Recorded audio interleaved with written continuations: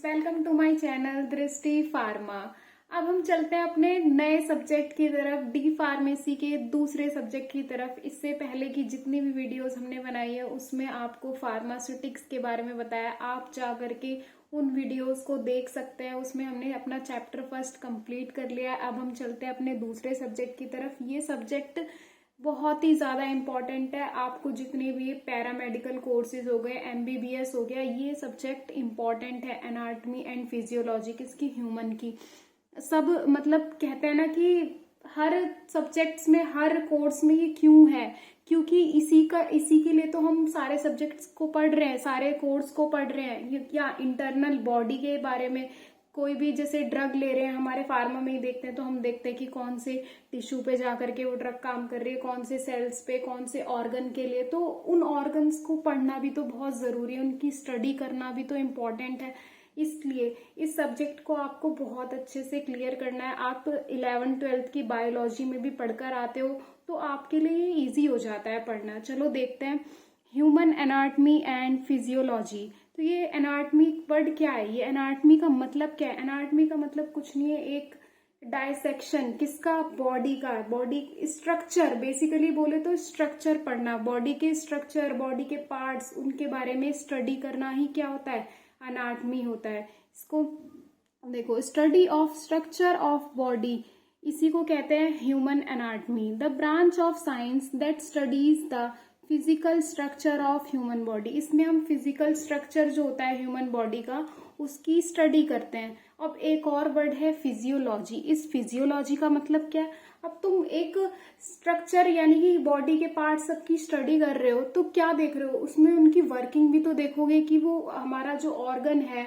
Tissue है, ये सब वर्क कैसे कर रहे हैं, इनका काम क्या है, उसी को कहते हैं हम फिजियोलॉजी। एक वर्ड में बोले तो फंक्शन, जो भी ऑर्गन्स हैं इनका क्या फंक्शन है, क्या इनका रोल है, इसी को बोलते हैं हम फिजियोलॉजी। तो इन्हीं दो वर्ड से बॉडी के स्ट्रक्चर कैसे काम कर रहे हैं उसी को हम कहते हैं ह्यूमन एनाटॉमी एंड फिजियोलॉजी।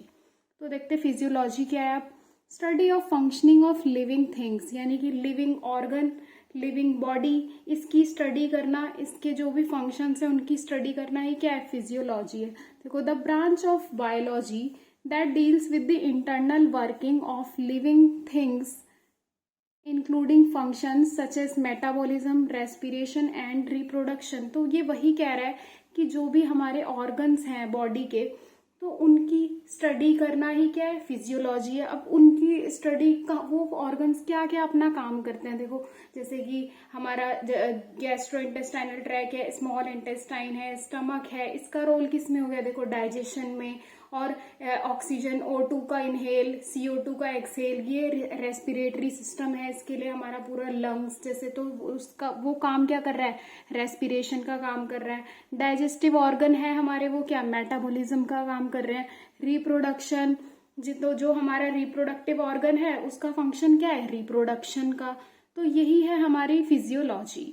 देखते हैं एनाटॉमी। एनाटॉमी क्या, anatomy is the science of body structures and relationship among them. Anatomy क्या है, एक साइंस है किसकी, बॉडी के स्ट्रक्चर्स की, और उनके बीच में क्या रिलेशंस है उसी को हम इसके अंदर स्टडी करते हैं, इसी को कहते हैं एनाटॉमी। अब ह्यूमन एनाटॉमी को भी 2 पार्ट्स में डिवाइड किया गया है। देखो, एक है ग्रॉस एनाटॉमी, एक है माइक्रोस्कोपिक एनाटॉमी। ग्रॉस एनाटॉमी क्या है, ग्रॉस एनाटॉमी होता है anatomical structures that can be seen visually. जो स्ट्रक्चर्स हम खुद देख सकते हैं अपनी आंखों से, वही होती है हमारी क्या, ग्रॉस एनाटॉमी। अब माइक्रोस्कोपिक वर्ड बता रहा है, माइक्रोस्कोप से जो स्ट्रक्चर हमको दिखे वो क्या हो गए, एनाटॉमिकल स्ट्रक्चर। ऐसे जो माइक्रोस्कोप से दिखे तो वो हो गई हमारी माइक्रोस्कोपिक एनाटॉमी। जिन स्ट्रक्चर्स को पढ़ना माइक्रोस्कोप की मदद से, माइक्रोस्कोपिक, और अपनी आंखों से देख करके बता देना, तो वो हो जाते हैं हमारे ग्रॉस एनाटॉमी। अब देख लेते हैं कि जो हमारे स्कोप क्या है फिजियोलॉजी का, जो स्ट्रक्चर्स हैं इनके जो हम फंक्शन पढ़ेंगे, कहाँ कहाँ पे इसका स्कोप है। सबसे पहला बताएं न्यूरोफिजियोलॉजी। न्यूरो वर्ड क्या बताता है, न्यूरॉन्स के बारे में। अब न्यूरॉन्स कहाँ होते हैं, हमारे ब्रेन में। तो ब्रेन में जो भी न्यूरॉन्स का फंक्शन है, यानी कि ब्रेन में न्यूरॉन्स है तो नर्व सेल्स हैं।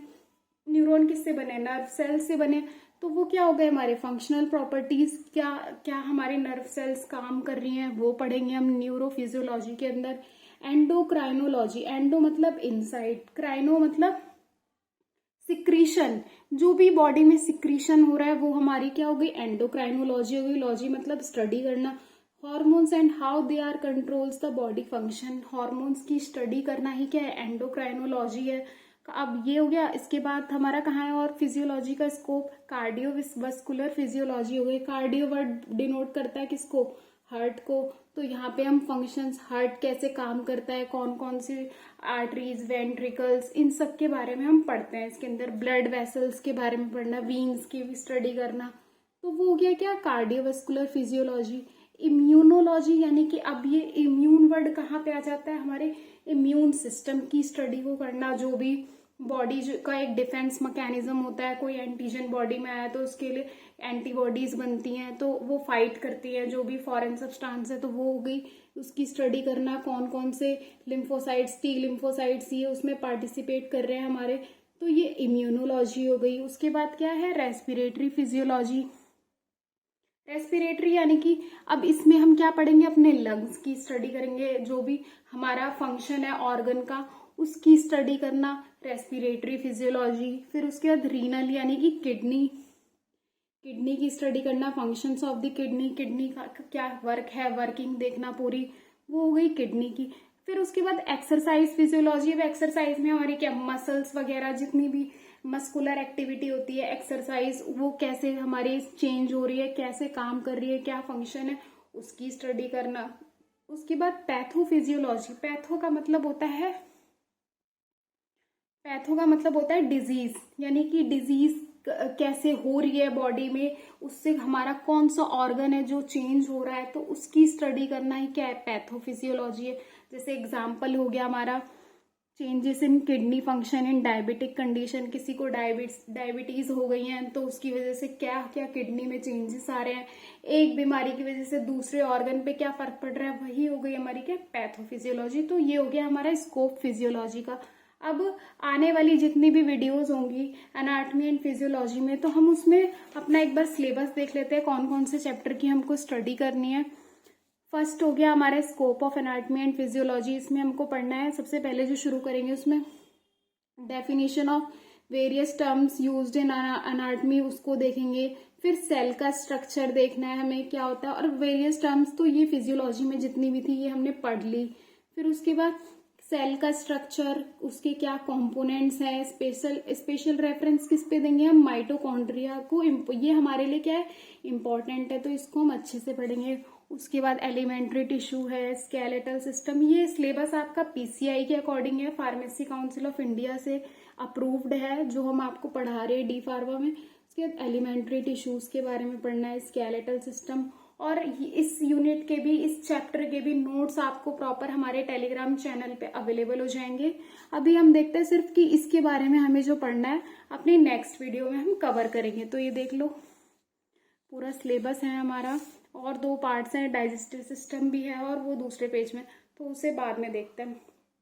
ठीक है, तो अगर आपको वीडियो अच्छी लगी है तो हमारे चैनल को सब्सक्राइब करो, बेल आइकन को प्रेस करो ताकि आप वीडियोस के लिए अपडेट रहें, और प्रॉपर हमारी वीडियो को पूरा देखें ताकि आपको एकदम अच्छे से समझ आए एंड तक। बीच में स्किप करके बिल्कुल भी नहीं देखना है, और हमारे टेलीग्राम चैनल को ज्वाइन करें। So thank you so much. आज की वीडियो में बस इतना ही।